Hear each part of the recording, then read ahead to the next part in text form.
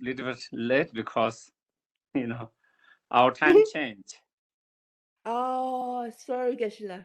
So I didn't realize. Sorry. I had my phone at 4. Then I saw your email, Santa Fe time 5 to 6:30. So I got a little bit confused. And so I thought it was. So I'm glad that you reminded me. Sorry, Geshe. I didn't realize for that, but we'll be prepared next visit. So thank you. But now, no, it was my mistake. Yeah. Okay. So thank you again, everyone. It's lovely to see and joining. And again, we take a few moments to generate a good intention, motivation for being here.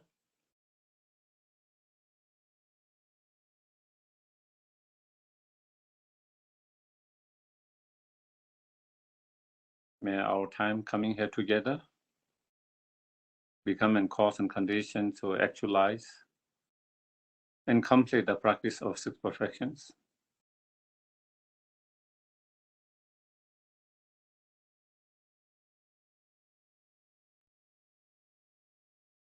And may it become cause and conditions to achieve fully enlightenment, so we can be most greatest help and benefit to each and every sentient being.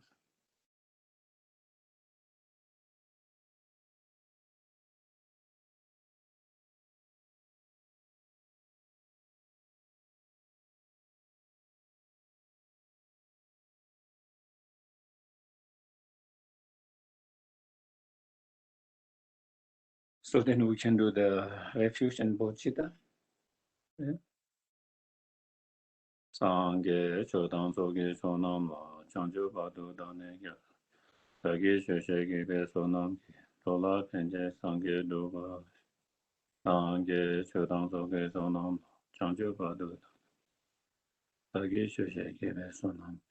Dola penje sangye duba. Sangye chodang soge sonam changju badu dane. Sagi sheshe be sonam. Dola penje sangye duba.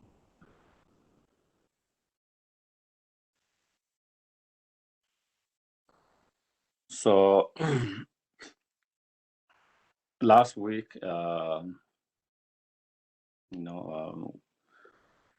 we discussed about the generosity, and as I mentioned last week, in all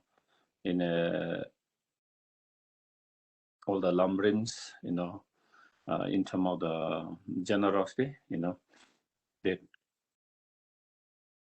three kind of generosity or four kind of generosity, sometimes when we do three, then is the generosity of material or wealth, the generosity of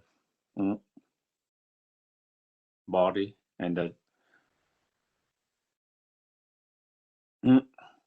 the generosity of love, and sometimes the generosity of the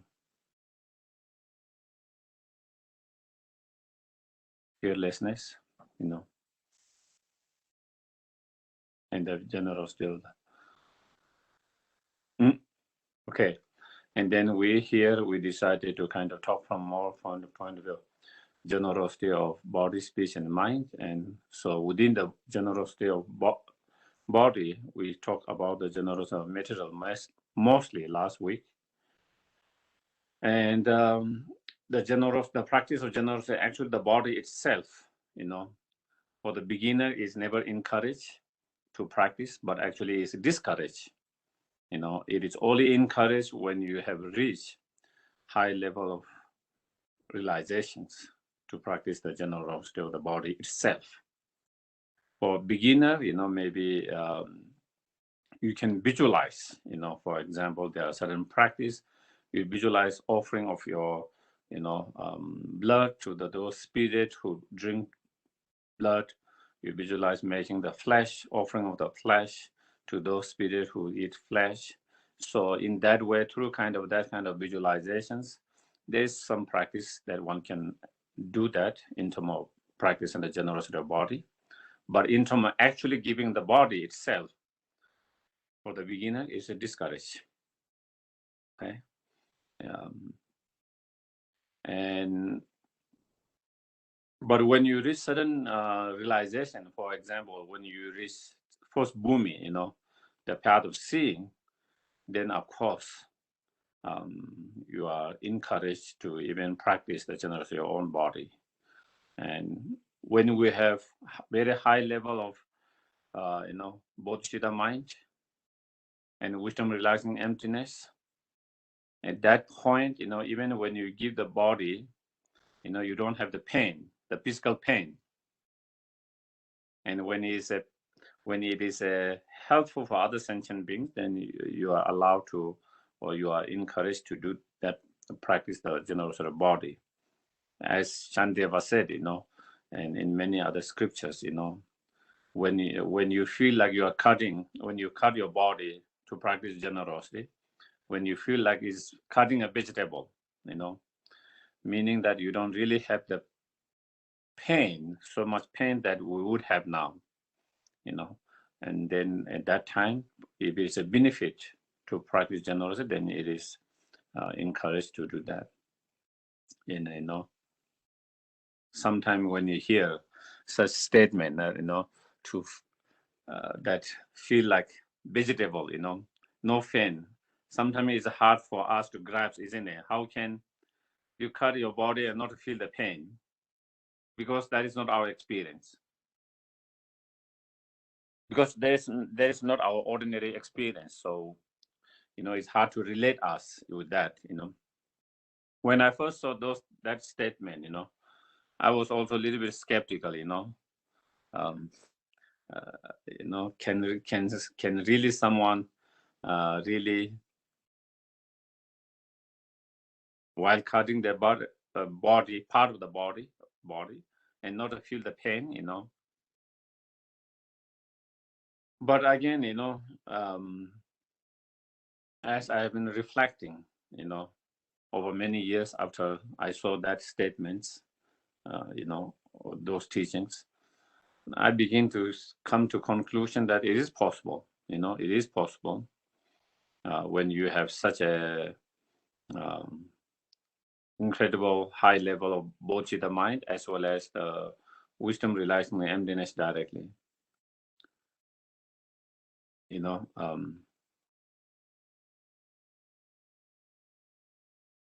First of all, because of wisdom realizing emptiness, so there's no grasping to your body. There's no grasping to the body. So when there is no grasping, then you have less pain. It's the grasping that makes us more painful. So because of the grasping, the stronger grasping, then we feel much more pain. Secondly, when you have such a strong bodhicitta mind, that power of that bodhicitta mind overpower, overwhelm the physical pain, and it is possible. And from the other side, if we give example, you see sometimes when people are in a very strong anger, like in a war, sometimes like, when there's so much anger, even sometimes when they have been cut, they don't even notice they have been cut,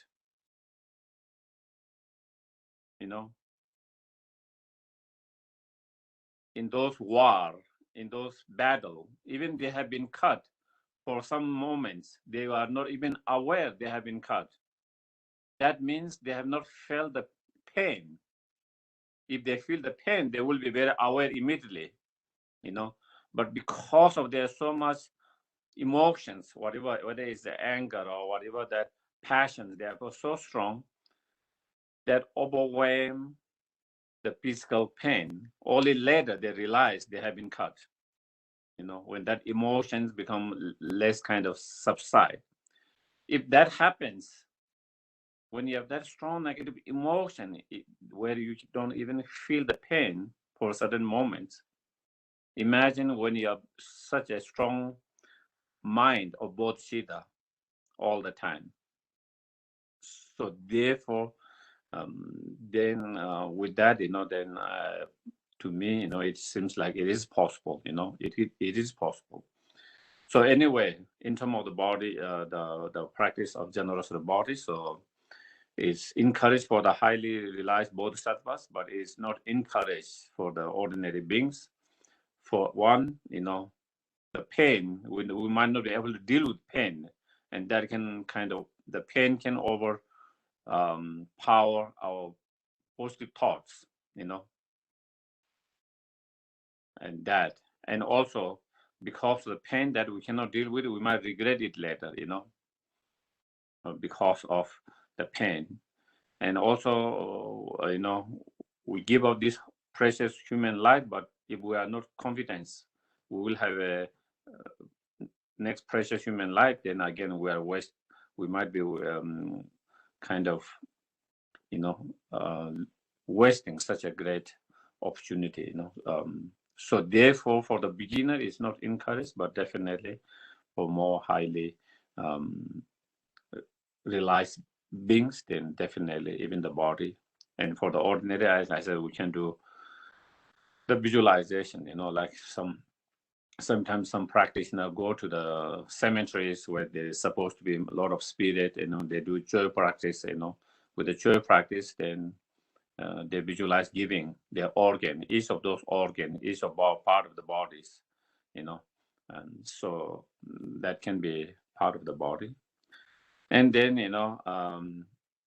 the generosity of the speech, the generosity of speech can be the generosity of the Dharma, so so basically generosity speech, the practice of generosity through the speech is sharing our knowledge, our wisdom, and especially our Dharma knowledge, especially our Dharma wisdom, especially our Dharma experiences that can be helpful and beneficial to others, especially when we know that it can be helpful and beneficial to others, and so that can be the because the Dharma can be shared, and Dharma, the wisdom can be shared, and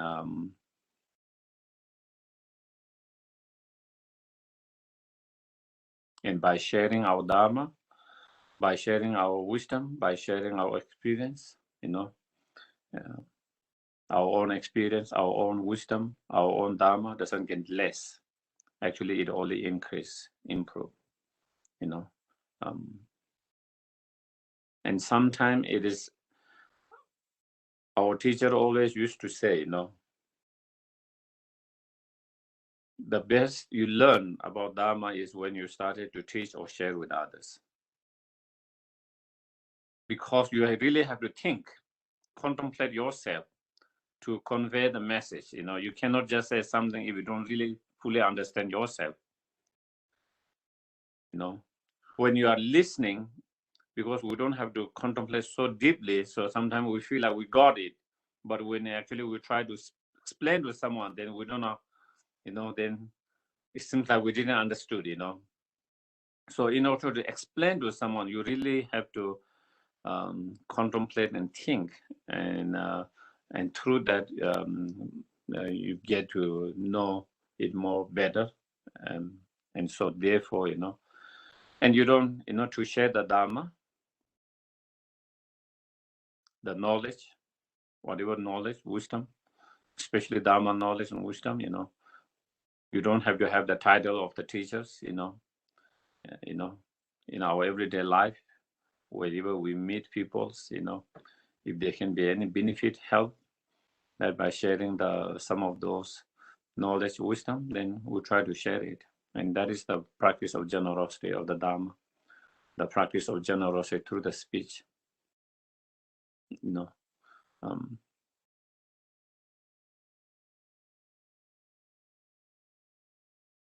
and that is that generosity, the generosity of the wisdom, the knowledge, the Dharma is supposed to be higher generosity than the generosity of the material wealth, you know.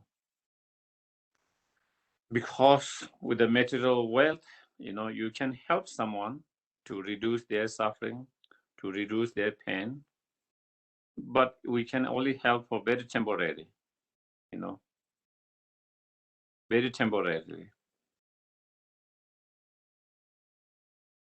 Someone doesn't have food, enough food, hungry. You can feed them, but then what about next day? What about next week? Next year?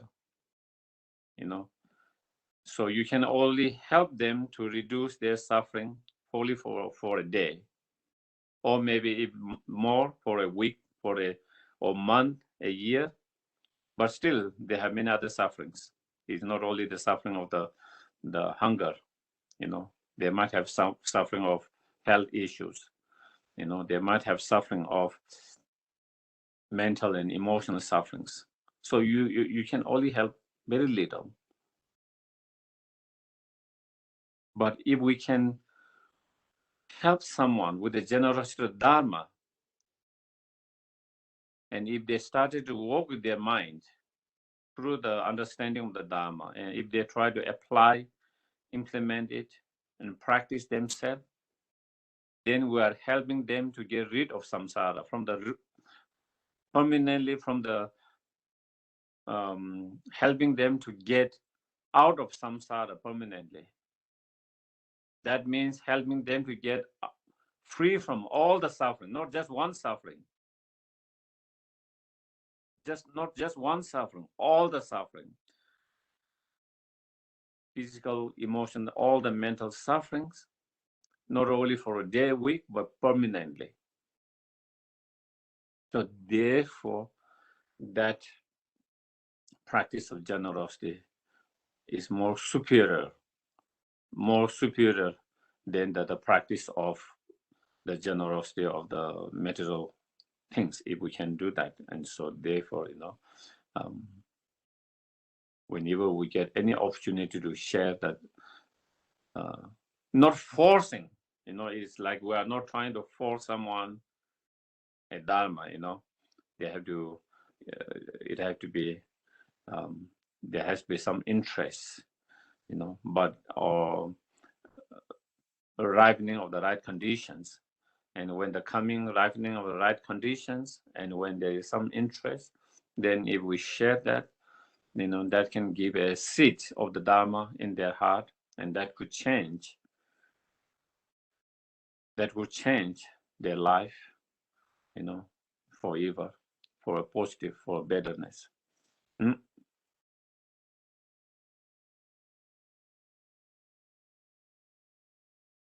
Then the practice of generosity through the mind.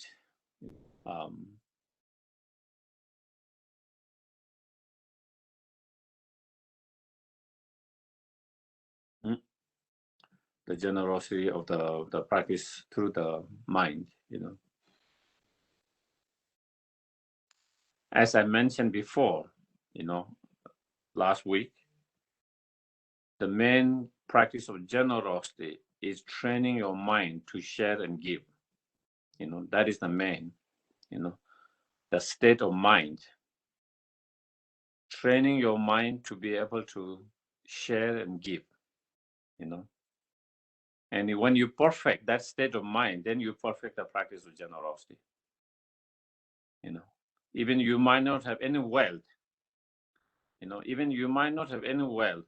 Someone like Milarepa, who had no physical wealth, of course, he has a lot of inner wealth, but not, even though he didn't have any physical wealth, but he perfected the practice of generosity. And he perfected the practice of generosity by perfecting the thought to share and to give, you know. And so that is the you know, the main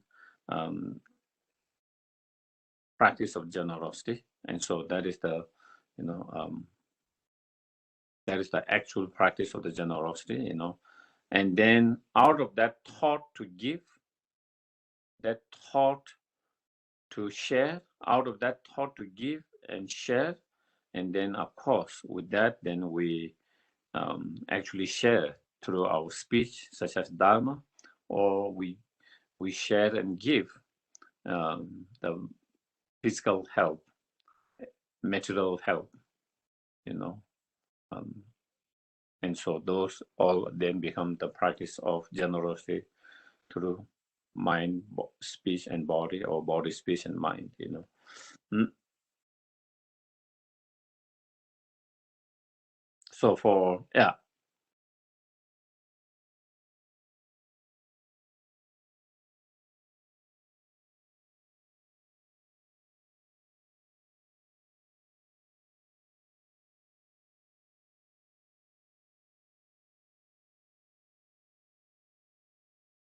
So therefore, as, okay. Mm. As Shandeva says in the Guided Books of Life, you know,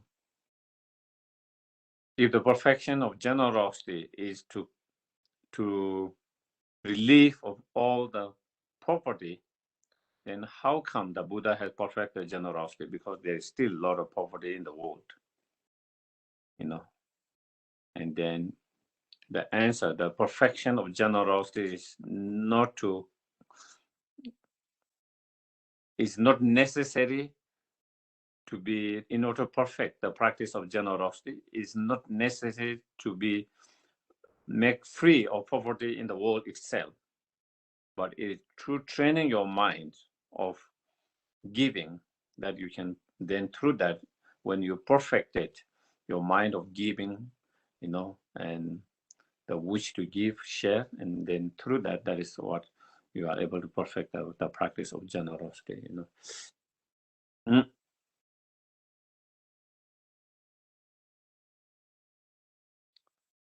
So the generosity of, you know, loving kindness, you know, can be included in the practice of um, generosity of the mind. Mm.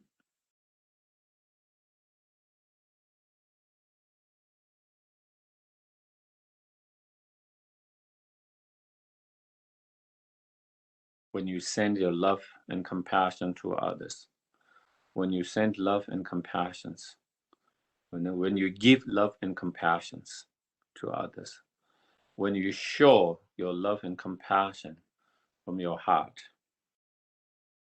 that is giving, and that is a generosity, a practice of generosity from your mind, through your mind, you know. And again, sometimes the generosity of love and compassion is more needed than material generosity in some, for certain individual, in certain situations, you know. Especially nowadays in the world, there are so many people who feel lonely, who feel unloved, even though they might have a lot of material wealth and better material situations, but they still feel lonely because they feel they feel they are not being loved, you know. They don't feel the love, and they are kind of desperate for the love, for the compassion, for the care, you know. And so, you know, sharing, giving the love, compassion can be very, very, you know, extremely beneficial, helpful, you know. And everyone, whether it's animals, whether human beings, all sentient beings, they all like to be loved. They all like to be cared. We all see, it's very clear, you know, if you have pets, you know, there's a dog, you know, you can see, you know, they want attentions, love, love and care, you know. Um, and that is same with human beings, all sentient beings, you know. And When someone feel love and when someone feel loved by someone, cared by someone, and someone care about them, someone really love them, someone has compassion for them, it can give them a lot of joy, a lot of confidence, and that can give a seed for their own love, compassion to grow, when they feel the love, and then they are able to give love back to others, when they feel care, then they are able to give care to others. When they feel compassion, then they are able to feel compassion to others. That is where the problem, some in our society, some people have difficulty of feeling love and compassion for others because they grow in an environment where they never felt love. They grow in an environment where they felt they were never loved, they were never cared. So because they never felt love and care, so they don't know how to express their love and compassion and care to others, so they struggle with that, so therefore when we provide or when we share and give love and compassion, they feel that feeling of someone caring about them, someone loving them, that can give rise to growth to their own love, compassion, and care, so they can also feel that to others, so they can also express to that others,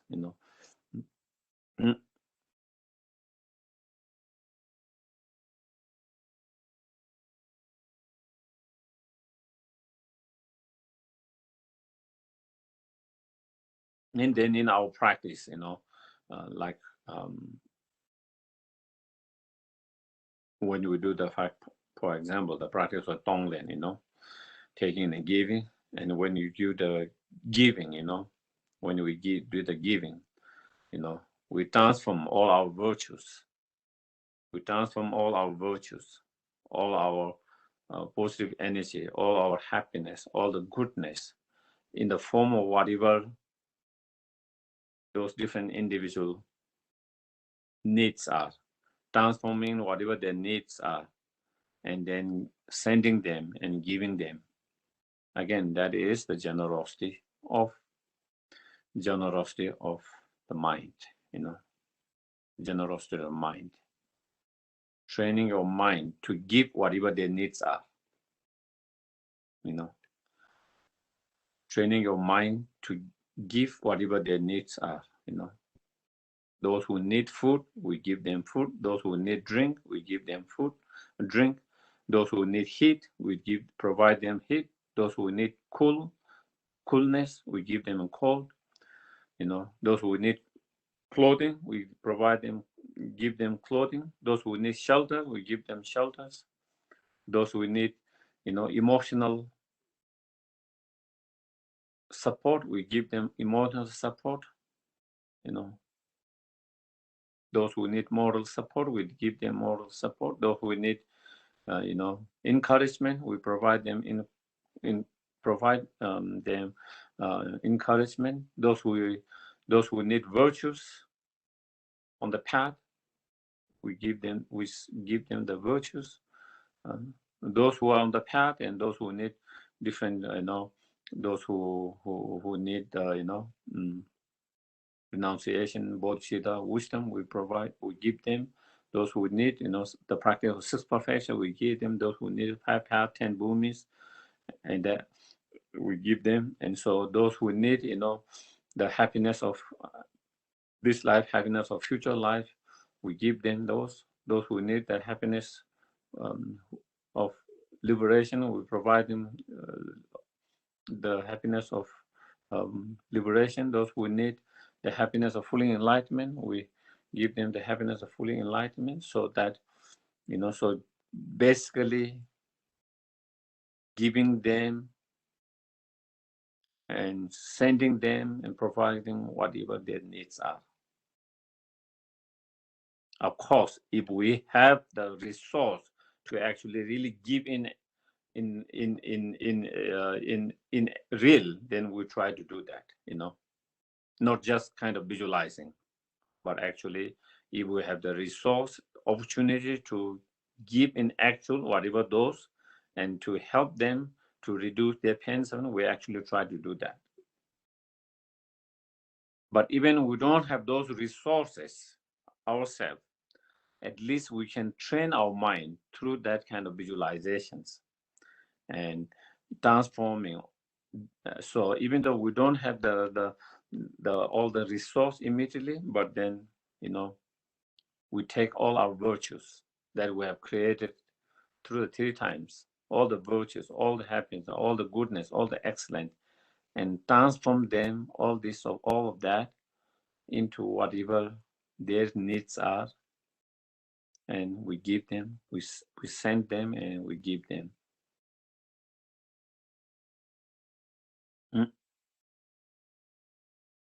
So by training in that way,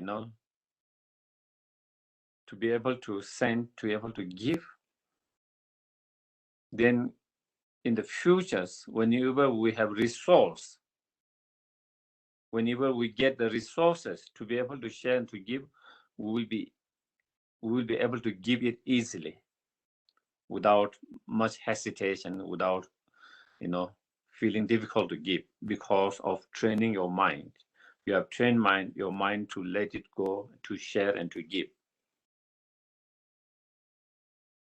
As I mentioned last time, a lot of time, it's not about whether we have the resource to give or not. It's all about how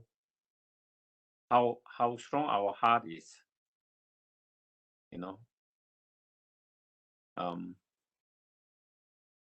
how big our heart is, and so it's training your heart to be big, it's training your heart to be big.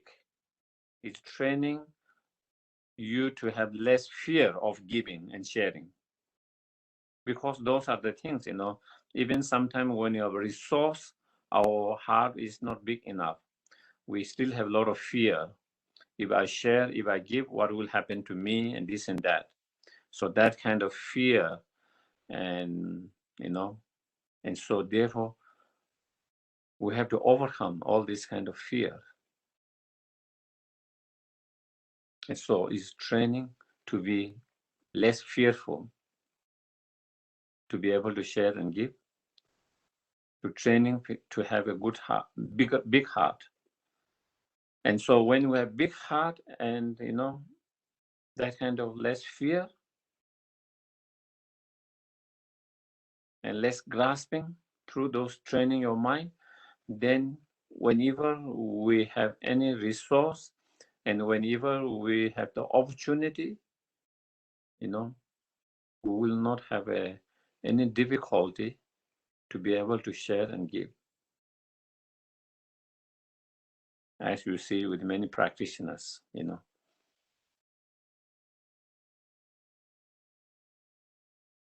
who are able to easily be able to share and give, even when they have very little and very less,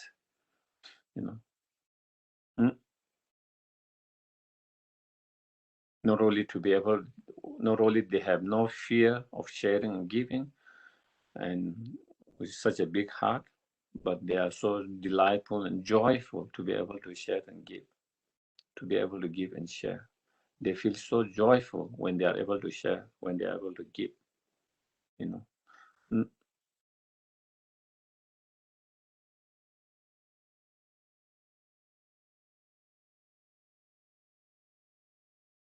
And dedicating all our virtues, dedicating all our virtues, all the virtues that we have created in past, that we will be creating in future, having created now, dedicating all that for the happiness of all sentient beings, to reduce and to overcome all their sufferings, cause of sufferings, all their problems, to overcome all their challenges, and for them to find the solutions, the joy, the happiness, whatever their needs, temporary needs, ultimate needs, dedicating, giving our virtues, that is also generosity. The generosity of the virtues through the mind. We dedicate all of our virtues to them, for other sentient beings, for their happiness, for whatever their needs. So that is the generosity of the mind. Okay.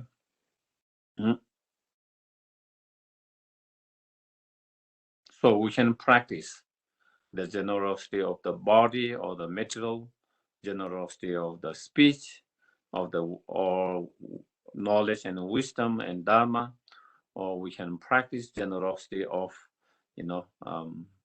mind, or the generosity of, love, compassion, um,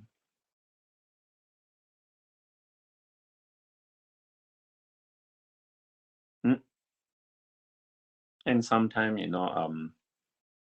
in some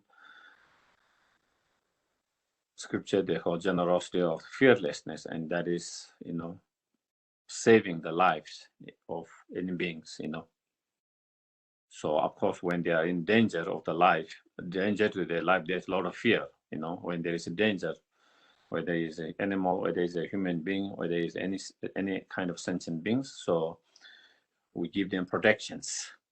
We give them protections, and therefore help them to, free from their fear, and providing them fearless. And that means, like liberating sentient beings, like animals that is going to be killed, for example,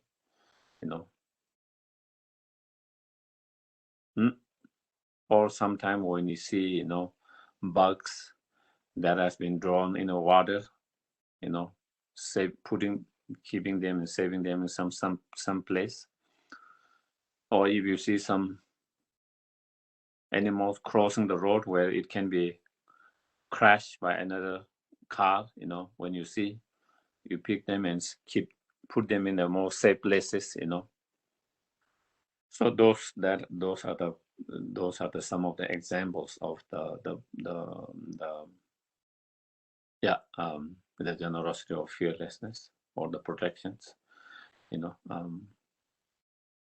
So those are the 3 or 4 types of the generosity.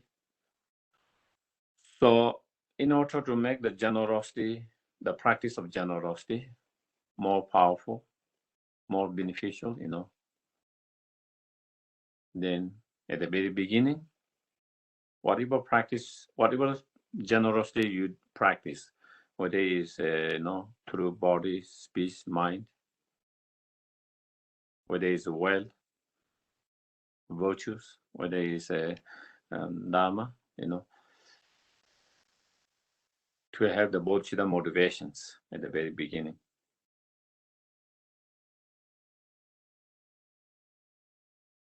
If we give with the right bodhicitta motivation, even we give 1 grain to 1 time to 1 animals, such as insect, if you have that bodhicitta mind, if you give bodhicitta mind, then that act of the generosity, even though it's very small, 1 grain, 1 time to 1 insect, but that become cause to enlightenment. Not only it reduce the whatever suffering of hunger, the suffering or hunger of that 1 insect of that particular moment, but not only it reduce the suffering of that, but it become cause of enlightenment. And that act of generosity become, the practice of bodhisattva practice, Mahayana practice. That act, even though it's seems very insignificant, but because of the bodhicitta motivation, you create as equal number of merit as equal sentient beings, that is countless. Even though you are providing that support to one being, but you are doing that for the benefit of all sentient beings. You know, even though directly you are only helping one sentient being, but in your mind, indirectly, you are doing that in order to be benefit to all sentient beings. So mentally, you are helping and trying to benefit all sentient beings. And because of that, you accumulate as equal number of merit as equal to the sentient beings. And we need the merit in order to be more benefit to others. The more merit you have, the more you are able to benefit and help others. The merit are conditions to be able to be more help, more benefit of more sentient beings.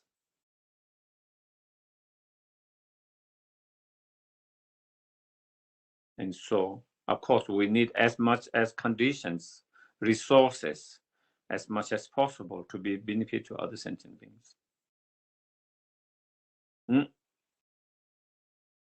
So that is, making the effort to do that is very important, And again, we have a great examples. We have great example for us to look upon how to do that, If you observe, those who have observed Lama Zopa Rinpoche, everywhere and wherever he goes, whenever he make any offerings or generous, whether he's giving to someone who is on the street, someone who is on the street, or whether he's making flowers or even a scarf or light to any holy object, wherever, he takes time. He takes time, to dedicate for all sentient beings. Not just giving it, but taking the time to dedicate for all sentient beings. He always remind, I'm offering on the behalf of all sentient beings. He will ask you to visualize that we make these offerings or generous for on behalf of all sentient beings. So that is, I've noticed, observe Rinpoche take the time to do that. Of course, his bodhicitta is like spontaneous and always there, natural, effortless is always there. But I think Rinpoche is helping us how to practice for us who doesn't have that. Rinpoche is reminding us and helping us to take the time to generate the bodhicitta mind, for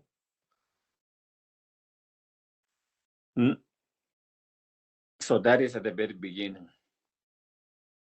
And then,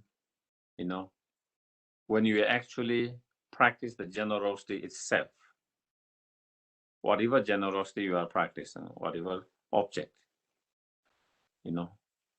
trying to practice the generosity or giving respectfully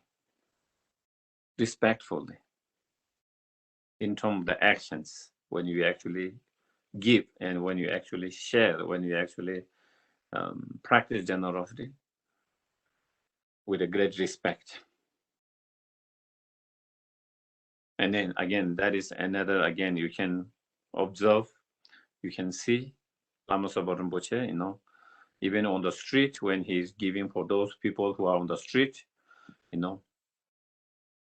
whether you call beggar, homeless, whatever, those who are on the street, when he give with two hand folded,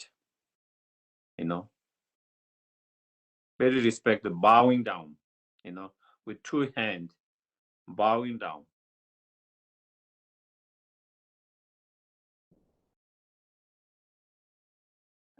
As though that object is so precious, as you will respect for the holy objects. Same way, Rinpoche will try to give that with such a respect, bowing down his hand and hand folded like that. That is another great teachings, an example for us when you practice, you know.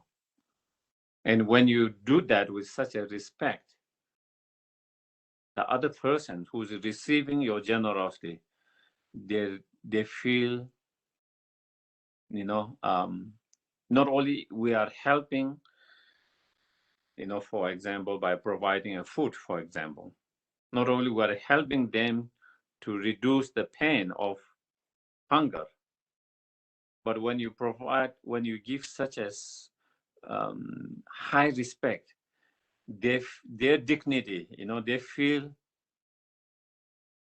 good about themselves, you know, because a lot of time, even when people give, they treat them as they are unwanted, and so even though they take, but they feel like they are looked down upon.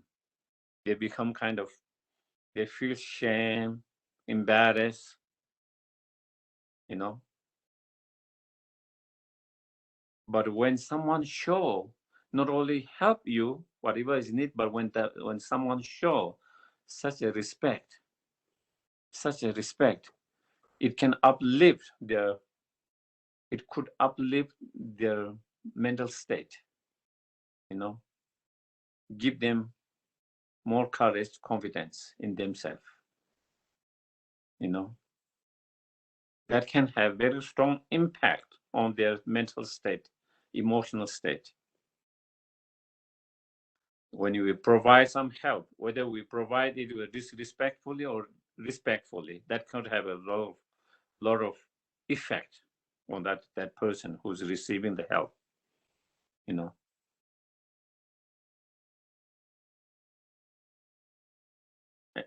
And so therefore, again, you know,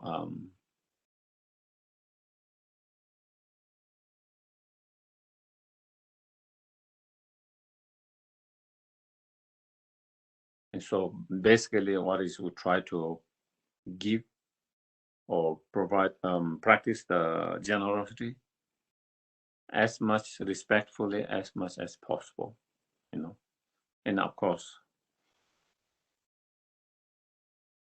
what does respect mean? Of course, different cultures have different way of expressing and showing respect. So in whatever that, you know, not every culture might have the same way of showing the respect, but you know, whatever culture, you know, but from your heart, you know, respecting that person's, by you know, and also being very thankful and grateful that for them to provide us the opportunity to us to practice the generosity, you know,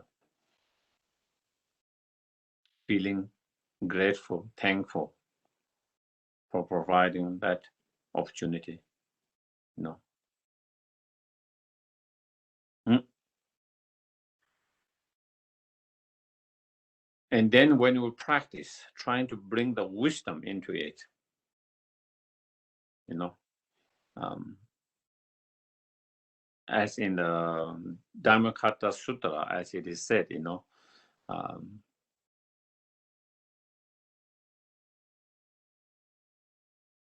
if one generates the bodhicitta mind to wish to achieve enlightenment for the benefit of all sentient beings with a, you know,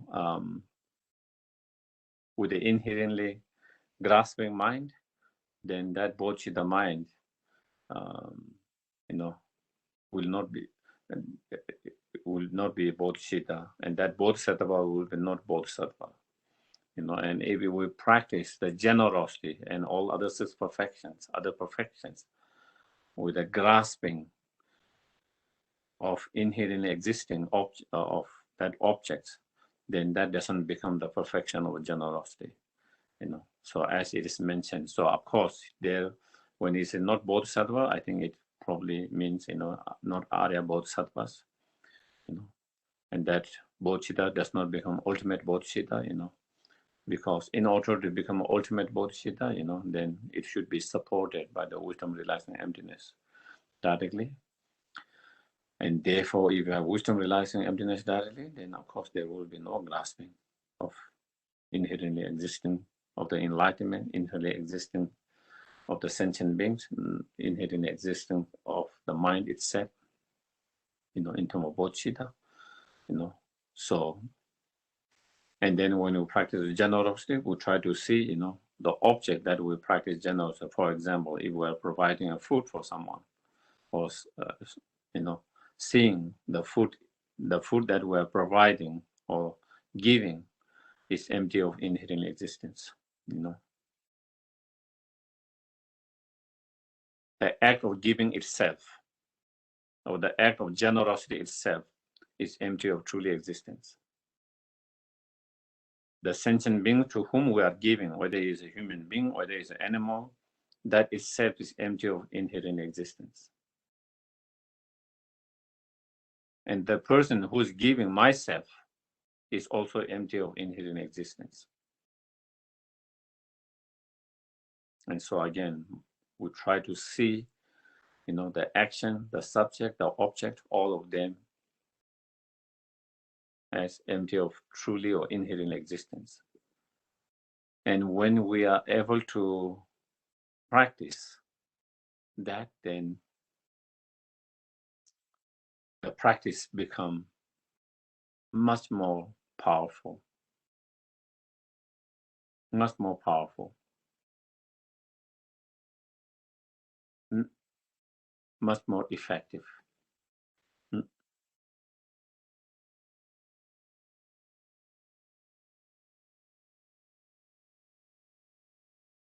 Again, it is all it's all training your mind. It's all training your mind.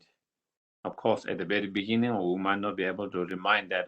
We might not remember that all the time. But we make conscious effort to try to remember, the motivations, trying to remember and aware to practice with respectfully, and then trying to bring the wisdom into that practice. That practice. And if you do 1 time, 2 times, 3 times, 4 times, slowly, every time you practice generosity, that will come naturally. All this aspect would come. It become like habit. The moment you do, then you started to do all of that together. Then slowly, it doesn't require so much effort, or you don't have to remind yourself all. And when you try to remind, it requires the effort. And so then, but very beginning, we have to put some effort to do that until it becomes more like habit and less effort, less effort, required less effort. And it becomes more natural in thinking that way, in contemplating that way. And then we try to dedicate whatever virtues we do, how small. So here's saying, whatever practice of generosity we practice, whether it's small, big, whatever, whatever generosity we try to dedicate. We try to dedicate for the well-being of all sentient beings. We try to dedicate for oneself and all sentient beings to actualize to bodhicitta mind within our mind stream.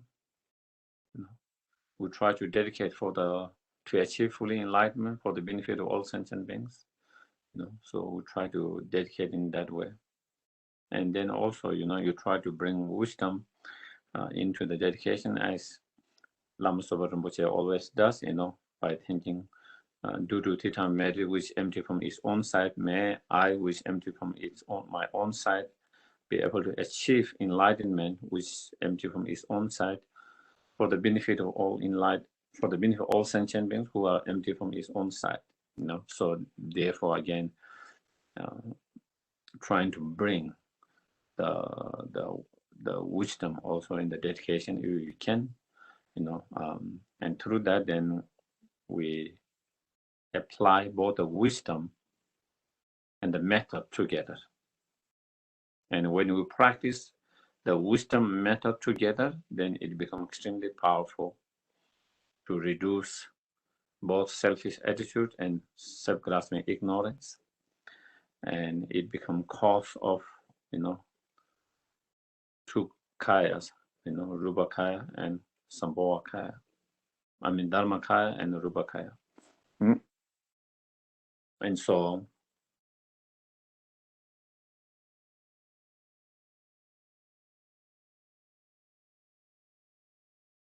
I guess that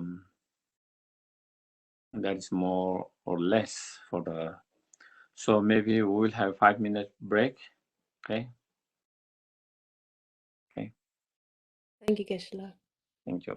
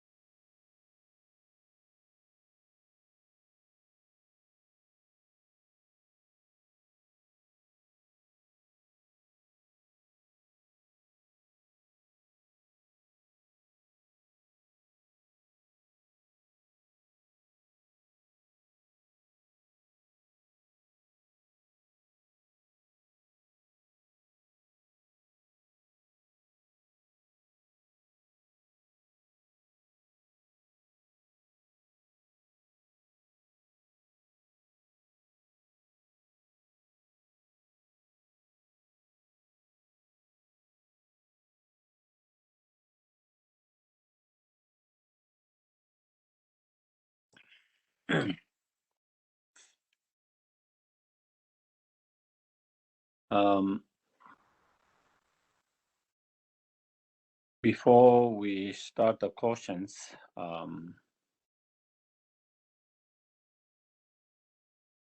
we can still maybe do 2 minutes of reflections for what we have discussed. Even though I think when it comes to generosity, even though it isn't like some other topic subject, we can do a long meditations. It's more kind of actions. So, but still, we'll try to spend a little time, or a few moments, to reflect. So again, try to make yourself comfortable as much as you can.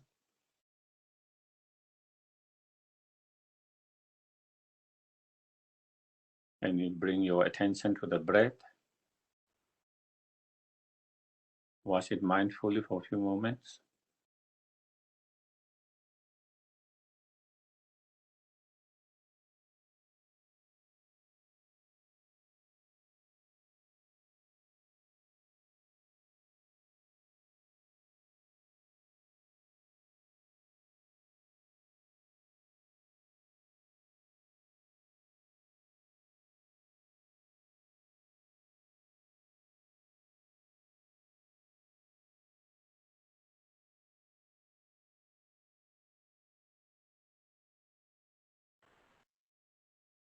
Then you can generate good intention, motivations. For example, thinking,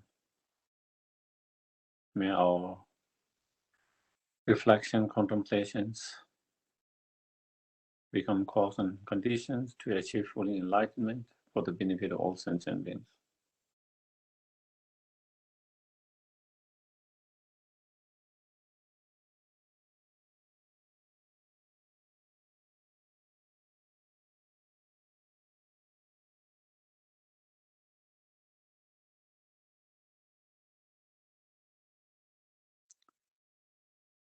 Then we can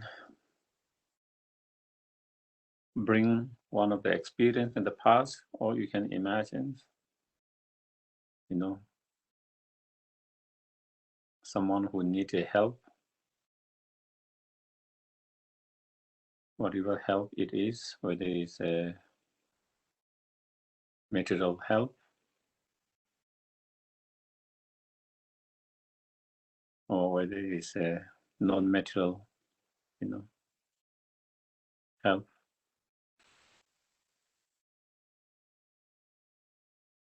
Emotional, mental help, whatever the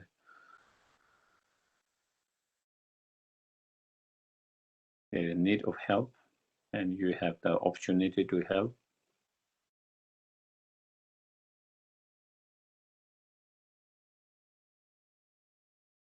And you have the strong wish to wanting to help.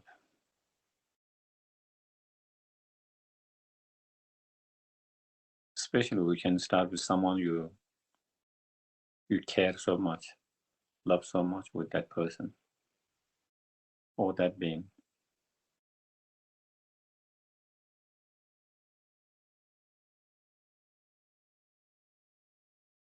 So just try to think that person needs help and you have the opportunity to help, resource to help.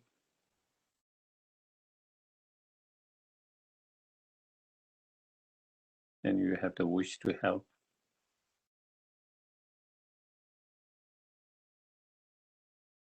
Wanting to share and give whatever that is to reduce and relief of their pain, suffering.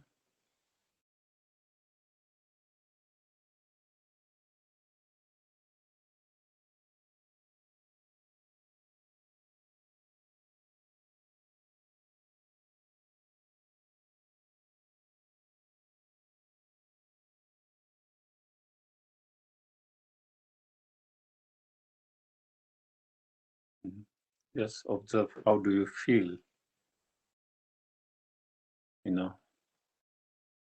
emotionally, mentally, when you see this opportunity and you so much wanted to help and to give.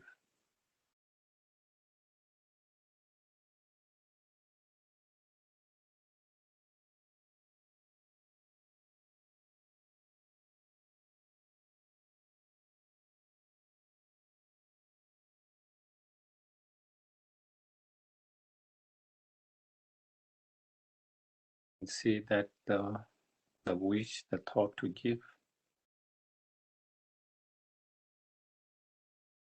rise to the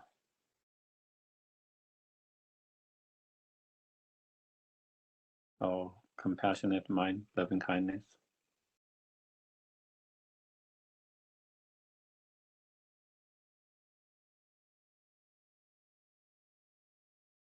Wanting to be benefit.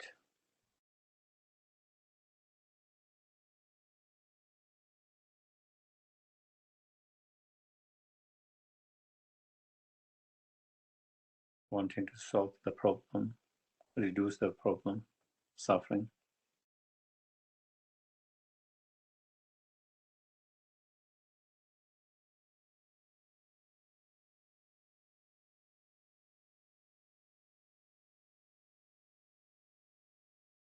The wish to have them in better space, happiness.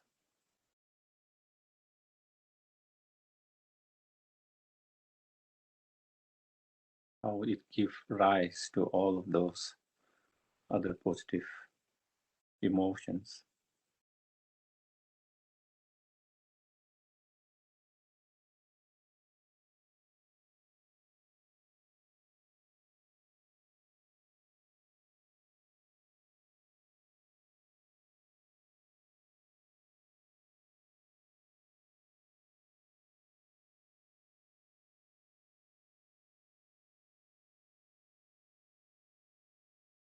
Then we can imagine or think of instant where we are able to give and provide the generosity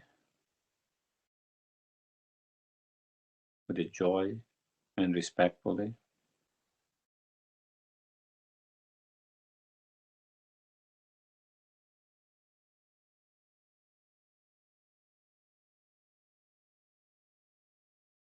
And how that change that person's or that beings,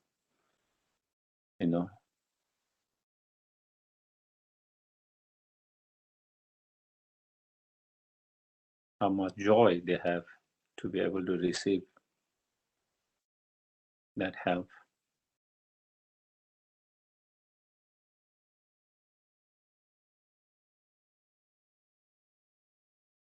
And joy by having able to reduce their pain or free from the suffering problem because of our sharing and providing the help through the practice of that generosity.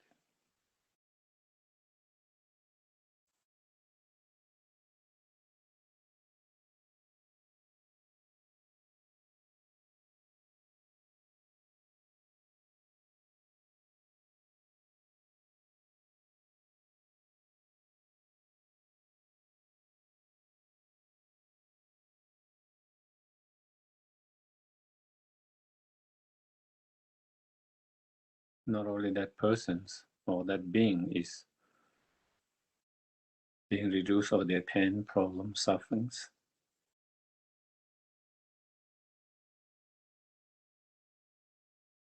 and the joy of being able to do that,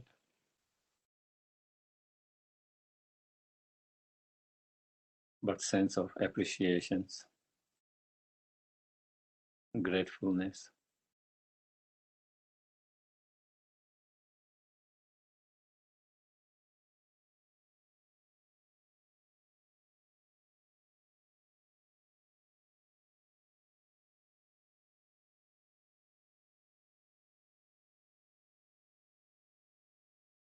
and how that act plant a seed in that person's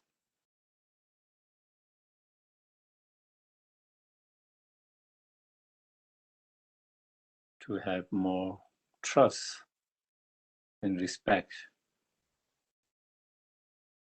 to other beings.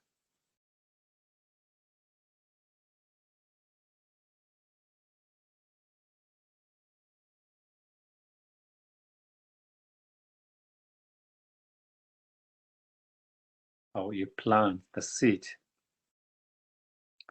for themselves to be more generous, more giving in the future for those who are in the need when they have the resource and opportunity.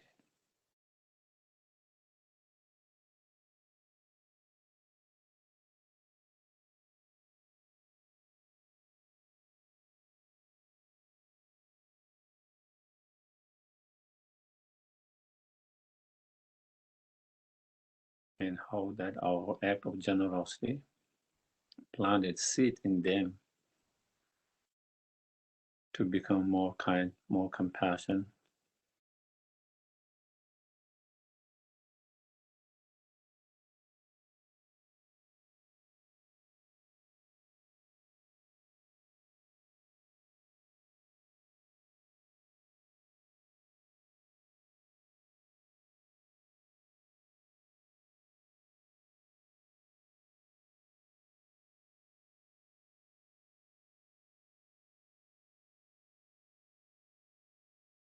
so that with that we can see that act of generosity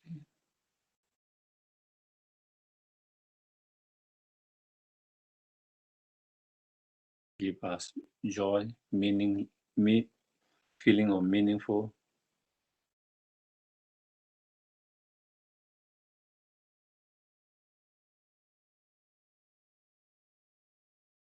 It gives the joy in the person who's receiving the generosity.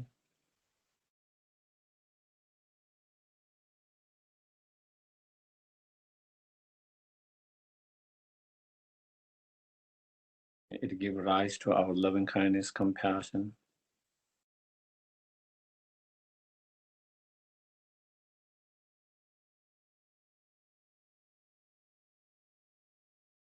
and it imprints a seed within that person to cultivate love, compassion, bodhicitta mind.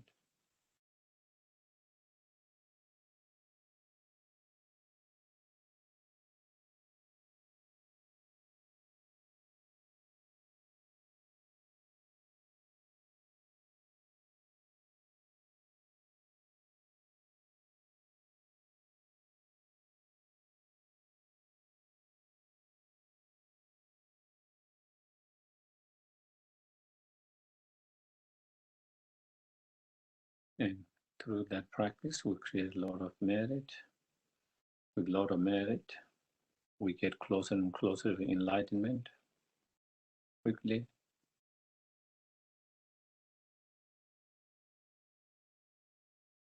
And the more we are closer to enlightenment, the more we are able to help and benefit others.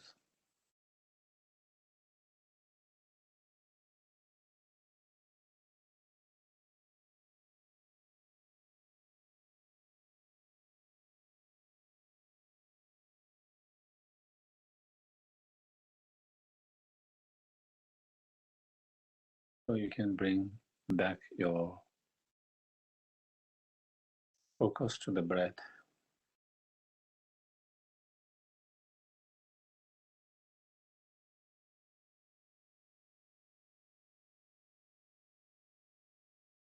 And we can dedicate the merit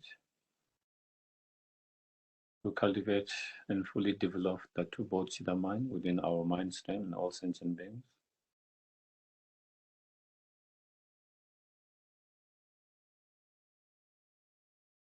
We can also dedicate to obtain fully enlightened state for the benefit of all sentient beings.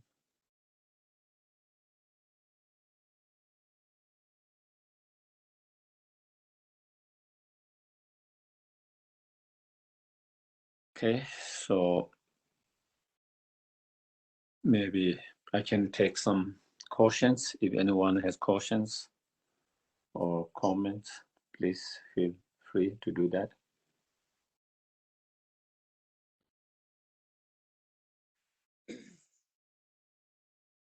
Sure, I think we had one question in the chat. Yes, please. I'm just trying to see it now.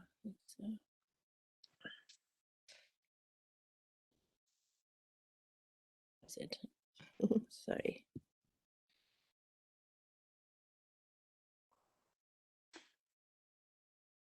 Yeah, from Jill. Okay. Can you see it, Geshe, or would you like me to read out? Yeah, you can read out. Okay. Okay, so in the Western world, could becoming an organ donor for transplant programs be a more familiar way of generosity of body? Or because it is after death, then not so generous?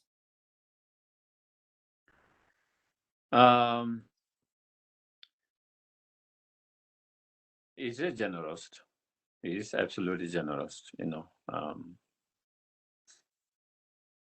especially you give the right intention, motivations, to save people's life, or to through different organs make their life more easier, less painful, Definitely that is one way of the practice of generosity, of your body, Of course, there are for certain high practitioners who have the skills to able to use your death, clear light mind at the time of death for your enlightenment. Then for those, then of course maybe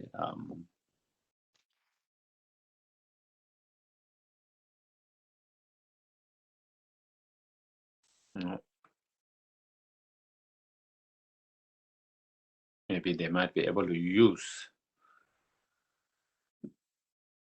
the body without disturbing it and in meditation to achieve enlightenment quickly in that state.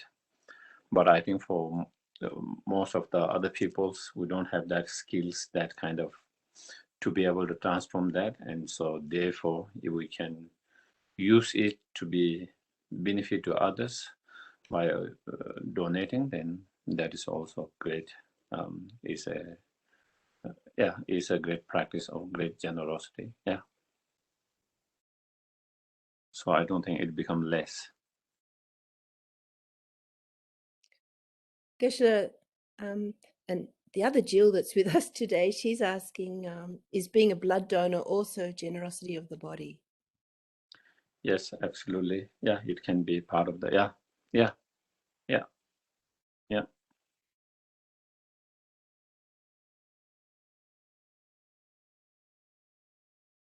Yeah, that can be part of generosity of body, yes.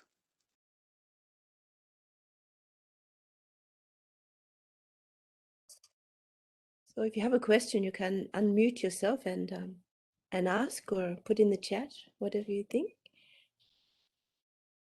Or however shy you are, whichever way will be most suitable. Or they are saying, I have appointment, I'm ready to go now.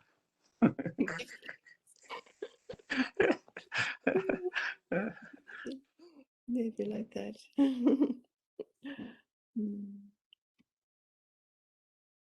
So please feel, if you don't have, then yeah, we do the dedications, final dedications. Okay. Okay. Yeah. Thanks, Geshe. So we dedicate the merit to achieve fully enlightenment for the benefit of all sentient beings. Yawadi nyutu da lama sangye dubyo ne doa chicha malu e sala kweba sho. We dedicate to actualize the Bodhicitta mind, and those who ultimately actualize, not diminish, but increase more and Chanjo Senjo Remboche Agye Pana Kekyo. Yawa Nyamba Meba Yang Kong Le Kong Do Pewa. We dedicate for the long life of His Holiness Dalai Lama, all his wishes to be fulfilled. May we be under his guidance and the care in all our lifetime until we achieve enlightenment. We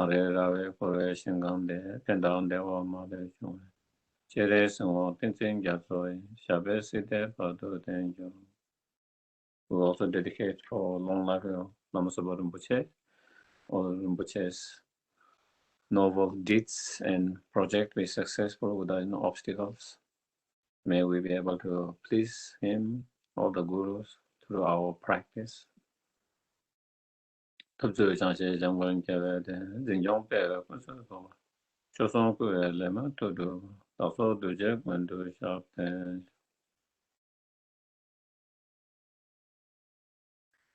you. Have a wonderful day. Thank you, Geshe. Thank you. Thank you. Thank you, Geshe. Thank you. Thank you. Thank you. Thank you, Geshe. Thank you, everyone. Thank you. Thank you, Take Venerable care. Lindy. Yes, thank you, Lindy.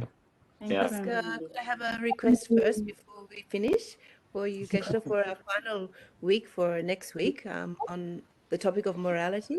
Have you got suggestion or advice for us in our preparation for that over the next couple of weeks? Texts or Asking me, yeah, we are meeting in not this next Sunday or the next one. following Sunday on the Following, yeah. December 12th on morality was to be the topic. So. Mm-hmm. Mm. So what was your questions? Sorry, Geshe. I'm just wondering if you have any advice for us in our preparation for these next 2 weeks before we join you again in that, in the second perfection, looking at the second perfection of, ethical discipline or morality. What would be good for us to read or study?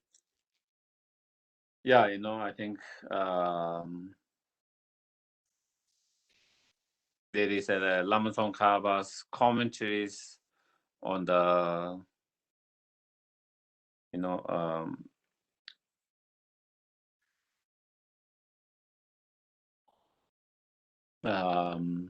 the Bodhisattva's vows or moral practice. Of course, I don't know. I'm sure there is an English translation of that as well, but that is quite big text. But I think definitely that would be nice to do that. It is a commentary to the Changsa by Asanga, the bhumi or the ground of the bodhisattvas, and within that there is a section on Sulumgileu, the chapter on moral discipline, and so that would be one good in general to actually, because many of us are taking bodhisattva vows as well. So, and even those who have not taken but who might be interested in the future, also that might be also nice to know as well. So that, but if you can't have that, at least maybe from the Lamrim, whether it's a great Lamrim or middle Lamrim, there is a section on 6 perfections, and from that you can read, and especially maybe for preparation for next one, maybe the chapter on moral discipline within that, the perfection of moral discipline, so yeah, maybe. Okay. Thank you so much, Yeah. Geshe. Thank you for joining us today. Thank you. Yeah. Okay. See you in Switzerland. Yeah, see you in Dewachen. Yes, good. It's pleasure. Okay, bye. Bye.